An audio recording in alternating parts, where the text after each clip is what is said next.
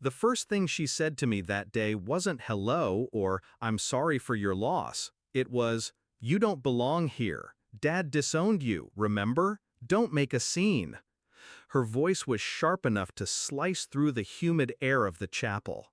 Her lipstick was perfect, her black dress, designer, mourning as performance art. I didn't answer, because you don't argue with someone who's about to choke on their own arrogance. You just wait. Growing up, Claire was the golden child. I was tolerated, at best. She had perfect grades, perfect manners, perfect friends. I had dirt under my nails, questions Dad didn't like, and a knack for telling the truth even when it burned. The older we got, the wider the gap grew. She married rich. I started my own small business. She lived in the city. I stayed close to home. But the real fracture came 3 years ago. Dad fell ill. His mind stayed sharp, but his body, frail. He asked us to visit. I went every weekend, bringing groceries, paying his bills when he forgot to. Claire? She came once every few months, always in a hurry, always with that "I'm busy with real life" air. Then one Sunday, I walked in and found a lawyer at the kitchen table. Claire sat beside him, smiling like she'd just won something. Dad looked conflicted. "Just some estate planning," she said, too casually. I knew then. She started the campaign, whispering in Dad's ear, painting me as unreliable.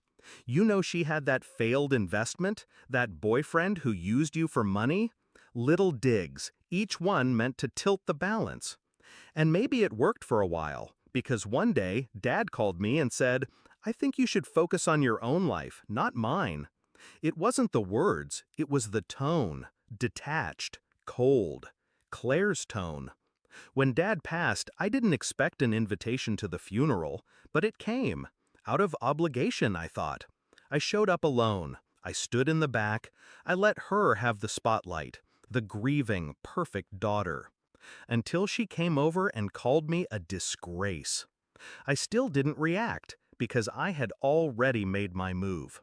See, after that kitchen table ambush years ago, I didn't storm out, I didn't cry, I just listened. And then I went home, opened my laptop, and called a lawyer of my own.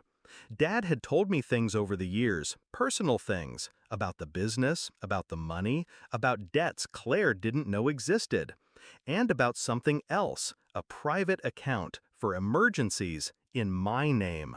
I never touched it. Not once. When he was sick, I started keeping records. Every bill I paid for him, every appointment I took him to, every time Claire was too busy.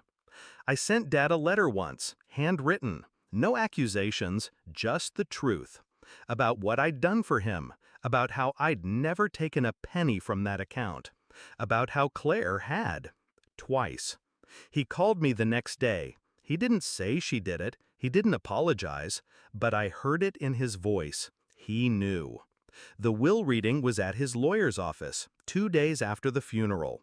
The room was small, the air thick. Claire sat in the center, flanked by her husband, her nails clicking against the armrest. I sat at the far end, hands folded. The lawyer started reading. Formalities first. Assets, debts, the usual. Claire leaned back, smug. Then the lawyer's voice shifted. "To my daughter Claire, I leave the watch my father gave me and the painting above my desk. May they remind you of what can't be bought." Her smile flickered. "To my daughter Anna, the only one who never lied to me, I leave the remainder of my estate, my shares in the company, and the contents of my private account."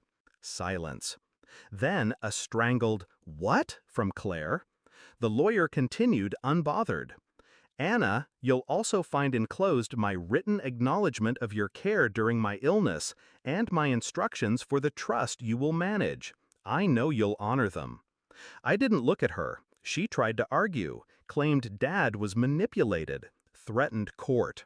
But the will was airtight, dated after my letter, signed in front of witnesses she didn't know existed. She left that room shaking, not from grief, from rage. It wasn't about the money, it was about the truth. About letting her taste what she'd been serving me my whole life. Irrelevance. And the best part? I didn't have to raise my voice. I didn't have to humiliate her in public. Dad did it for me, in ink. On the drive home, I rolled the window down. The cold air felt clean.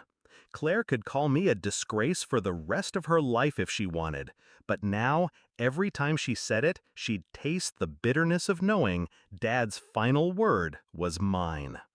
Some people fight battles in the open. I prefer the kind you win in silence.